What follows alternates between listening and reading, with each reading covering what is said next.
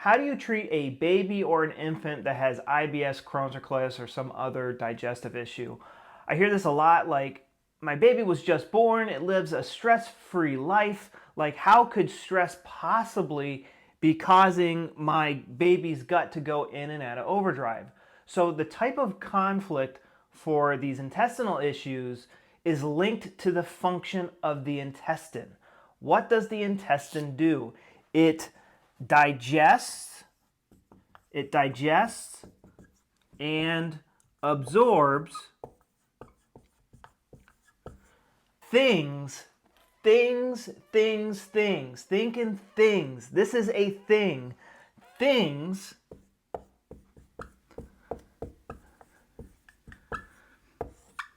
important to your survival.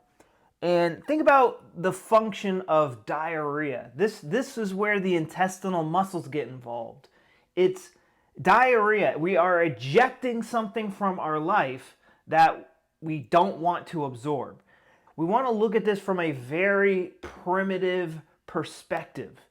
If you look at the life of a cell, all it's doing is absorbing things and digesting things. That's all it does. It absorbs it, it goes, do I want this a part of my body? No, eject it. Diarrhea. I do want this thing. Okay, absorb it. And so somehow this baby suffered a conflict shock of something important to my survival I cannot absorb. This is going to be a very small list. Babies don't have a whole lot of options. What is probably the most important thing for a baby's survival? It's either mother or milk, maybe the father. Most chances it's probably going towards this.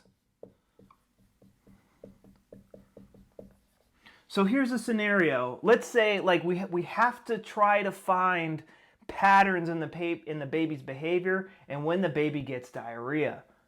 Because we can't have like an intellectual conversation with this baby until like another 3, 4, or 5 years.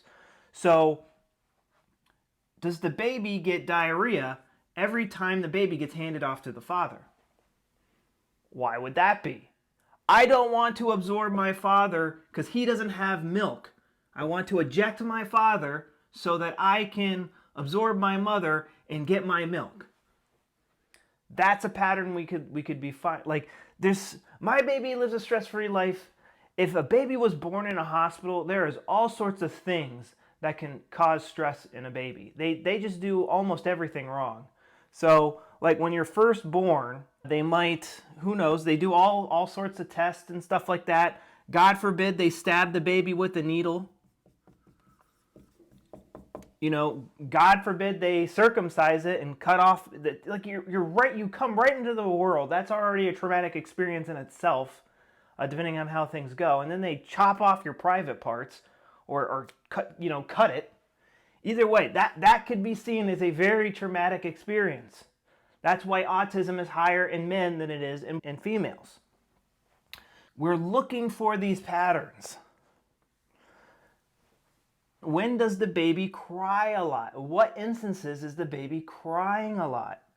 We display negative emotions when we perceive that something is interfering with our survival. Do I cry when I get put into the crib?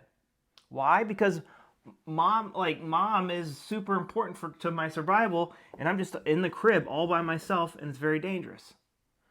That's just how the baby perceives it.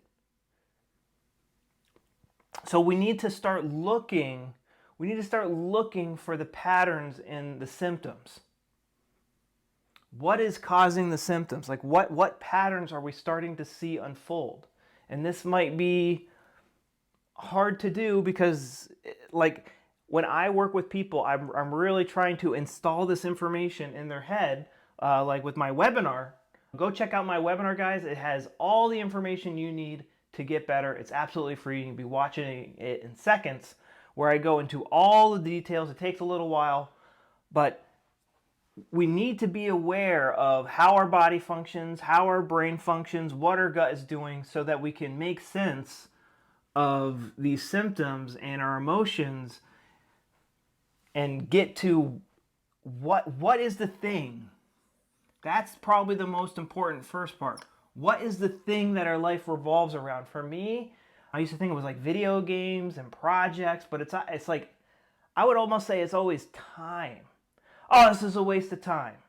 Like, I can't absorb my time. Time is important for me for getting my projects done, getting YouTube videos done and having, time to do fun things. Time, I can't absorb time.